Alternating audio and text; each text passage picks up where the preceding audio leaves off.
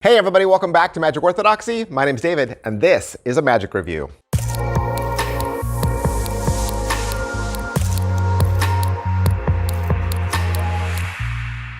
Hey everybody, welcome back to the channel. Thank you guys so much for being here. I hope you noticed that we are running a contest today, started a contest today for November. Going to give away some fun stuff. So if you missed that, go back and check out the November contest, enter that, especially if you like free stuff. I can't possibly keep all the magic tricks I receive. I can't possibly perform all the magic tricks I receive, so I need to give it back to you guys. I need to give the blessing that I receive back to you. So check that out. And today we're going to do a review for an app. So this is another app magic trick, this one specifically with ChatGPT. Now, I will have I have a confession. I have never used ChatGPT in my life. I don't. I was raised on the Terminator movies, so I think John Connor would be very disappointed with me if he knew that I was making friends with AI at this point in my life, but I've really never done anything with AI either. I've never made a picture in AI. Yeah, I have no history with this. So really, Pavel Bach, who came up with this effect, AI Stooge, I have him to thank for introducing me to ChatGPT and using this, because what Pavel has done is he's found a way to manipulate ChatGPT so that it becomes your Stooge, because the title is very applicable here, very matter of fact, very on the point. You are creating an instant Stooge out of artificial intelligence. So your spectators understand. They understand that we're going to do a trick with ChatGPT. Do you have ChatGPT on your phone? Okay.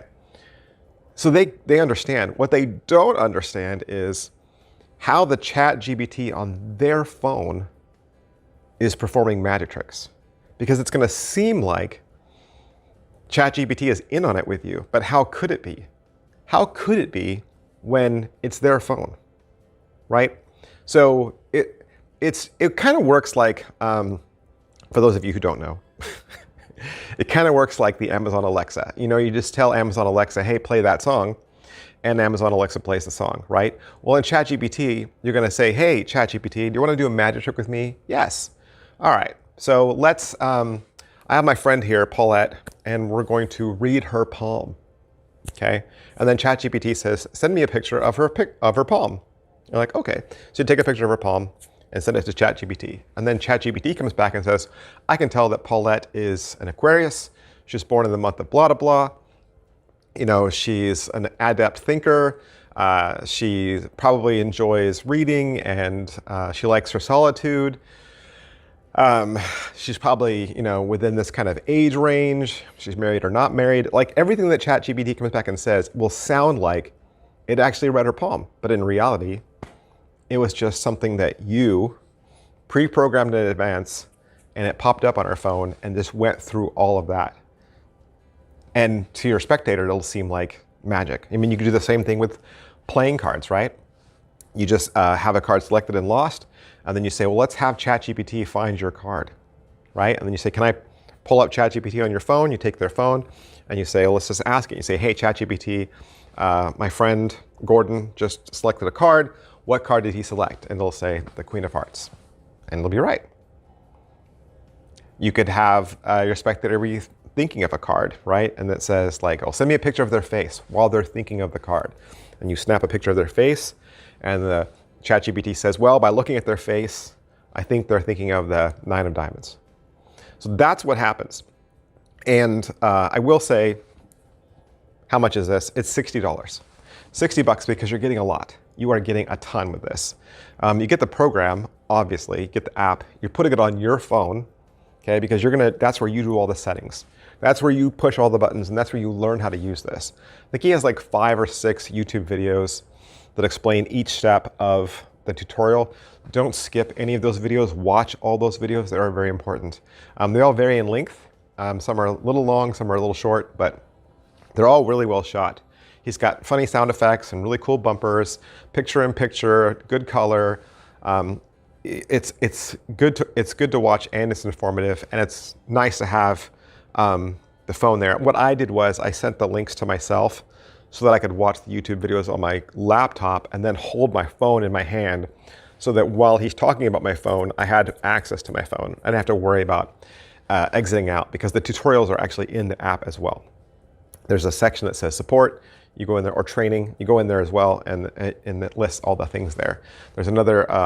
There's some other settings for changing the buttons or the field where you press, and then there's 23 tricks. At the last time I counted, at the time of this uploading, there was 23 effects that you could do with this. So, what are the tricks? One of them is called insider prompts.